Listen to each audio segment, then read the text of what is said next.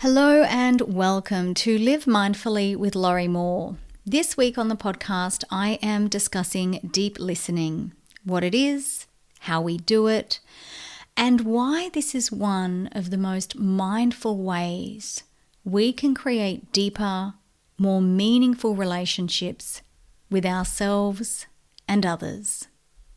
Let's dive in.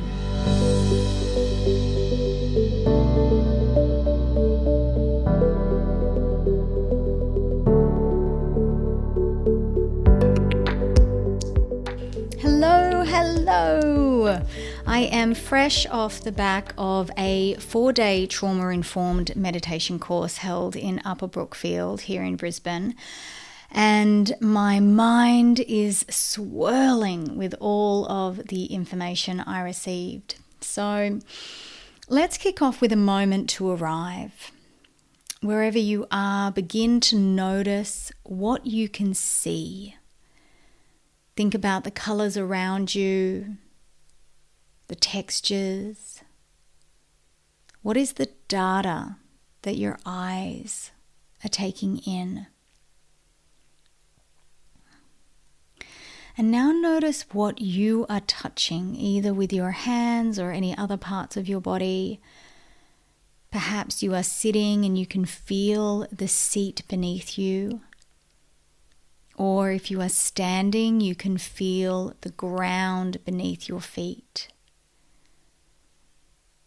Are you able to sense and feel the softness of your clothes against your arms?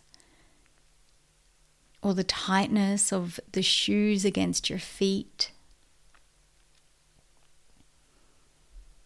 And take your mind right into that sensation.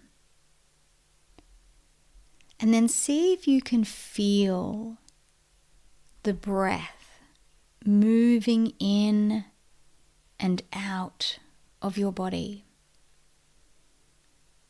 And you don't need to do anything. You don't need to change the breath in any way. Just notice.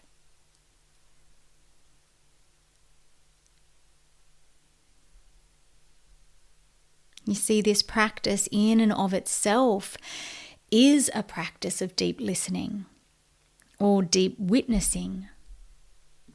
You're just noticing what you can feel. And it can be really nice sometimes to stop in our busy days and notice how we are in this moment.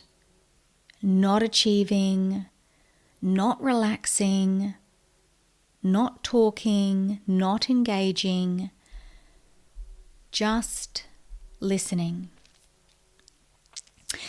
So Thich Nhat Hanh has a beautiful saying in regards to deep listening. He says, "The most precious gift we can offer others is our presence.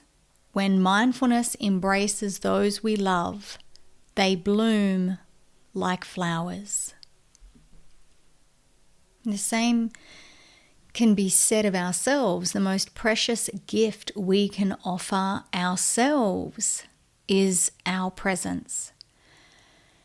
How many of you listening have caught yourselves in a moment where you have noticed your mind has wandered off to some distant place, and perhaps it wasn't a very nice place to be, and you realize that in that moment you're not present. Your mind has gone rogue and taken you back to an argument you had a long time ago, or maybe you caught yourself thinking something really unpleasant about yourself and it has shifted your whole mood. And all it really is a moment where you were no longer present with yourself. And it could have been a very short period of time and a very short thought in your head. But now it has changed so much about how you feel today. Or how many of us are in conversation with someone and we realize we have no idea what the other person is saying, and we are more concerned or caught up in what we are going to say next, and we have missed the opportunity to be present with the other person. And maybe that's our children or our grandchildren or our partner. Maybe that's someone really important in our lives. Brené Brown says that those who have been struck down with deep grief or loss, they don't want our pity. They don't want our sorrow. They want us to know what we still have. And the most important thing that we have are our relationships. Our relationship with ourself, top priority, and our relationship with those closest to us. And that's all that really matters. And so deep listening is the gift that we give. It's our full and total presence with others or with ourselves. And there may be time where you are caught in a conversation that is of no value to you, and I've been there. This may be an opportunity to practice deep listening, and perhaps you will learn something, you will gain some insight, or perhaps this is an opportunity for you to excuse yourself and do something more valuable with your time. And that's okay for you to make that decision. I think deep listening is particularly important with our children, giving them an opportunity to share with the big people in their lives without distraction. And I understand there are always going to be lots of things that we need to get done in a day. But I heard something this weekend in my training that really landed. If we were present in whatever it was that we were doing, we will never harbor a regret. And I can't tell you the amount of times I have heard some mother say to me, some mother who's got older children, oh, enjoy them while they are little, it goes so fast. And every time I hear that, I think, one, God, it feels like it's taking forever. So I don't know where this goes fast is coming from, especially when they were really little and every day felt like Groundhog Day. And two, I would always think there's something in the tone that I can't quite discern. And today I realize that it's regret. These fellow mothers are telling me to enjoy my children because they don't want me to miss it like they did. It's absolutely regret. If we are present in what we are doing, we have nothing to regret because we didn't miss it. And if you are listening right now and you are one of those mothers who's having, or fathers who's having this realization that you weren't present and that you do harbor regret, there's still time and plenty of it. And that's what deep listening is. It's not lending someone your ear, it's lending someone your presence. And there's still time to do that. There's an opportunity right now. And I feel that in today's world, deep listening is what we need. There are programs that are currently underway in the US colleges called Bridging the Gap. And the idea of the course is that if we engage the other, listen to all stakeholders, and lead with humility and curiosity, then we can better solve the pressing issues that are facing us. Deep listening doesn't require you to agree. It doesn't even require you to respond. Isn't that great? Deep listening also doesn't need to be reciprocated. You don't need the other person to deep listen back. You may want it, and I understand that, but you don't need it. And if you are not adept at deep listening, where you allow another to speak uninterrupted and ponder their words instead of spending that time cultivating your response, it's probably best to start with someone who says things that you actually like to hear.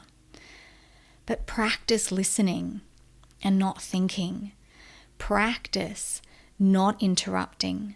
Practice pondering their words instead of thinking about what you're about to say next. Thich Nhat Hanh also says, deep listening is the kind of listening that can help relieve the suffering of another person. You can call it compassionate listening. You listen with only one purpose: to help him or her to empty their heart. Even if he says things that are full of wrong perceptions, full of bitterness, you are still capable of continuing to listen with compassion, because you know that listening like that, you give that person a chance to suffer less. Now, it's important to differentiate between safe deep listening and harmful deep listening. And if what you are hearing is creating this feeling of unsafety within you, if you can feel your heart pounding or anger rising within and you don't feel safe, then you need to switch off. You may need to excuse yourself from the conversation entirely, or you may feel comfortable interjecting and changing the conversation to something else. You may even feel comfortable saying, this conversation has gone into a space that doesn't make me feel comfortable. Do you mind if we talk about something else? We don't ever need to place ourselves in harm's way for another person, ever. But constructive deep listening, where we feel safe, can really deepen our trust in other people. It can deepen our trust in ourselves. It lowers our regret. It increases our curiosity. It makes us less fearful and encourages us to seek out another's point of view on subject matters that we may not know much about. And it gives us the opportunity to move into a space of contemplation and stillness. One of the most powerful practices that I have been engaging in is the ability to not respond right away, to really think about what someone has said before my mind jumps in to fill the space. And I also think when we are deep listening, something really important and interesting might pop up into our minds, and I get that, and we want to share it right away. But instead, practice holding that thought in your memory bank until a space is provided for that thought to be shared. And just going back to my comment earlier, practicing deep listening with your own children or your nieces or your nephews is really great, because rarely are they saying too much that even requires a response. They are often not interested in what we have to say. They're just interested in our presence, in our uninterrupted presence. And the research shows us that attuned, sensitive, and emotionally available caregiving promotes children's healthy development, secure attachment, and mental health. There's lots of evidence that supports this, and deep listening is one of the best ways for us to achieve this, not just for our children, but for those around us as well. And really, the most important person for us to practice deep listening with is, and of course, you all know what I'm going to say, it's ourselves. It's so important that we cultivate time to slow down each day, to limit distractions, to turn the phone to silent or off. It's so important that we make time to notice what is going on within ourselves, to listen to the sensations that we can feel in our body, to be present with our own experience. And just as deep listening helps another to suffer less, when we create purposeful, dedicated time to listen to ourselves, we also create opportunity for ourselves to suffer less. when we can listen to the thoughts that go through our mind and really ask ourselves, is that true? Is that thought even true? Often it's not. Or we can look at ourselves in the mirror and make eye-to-eye contact with ourselves.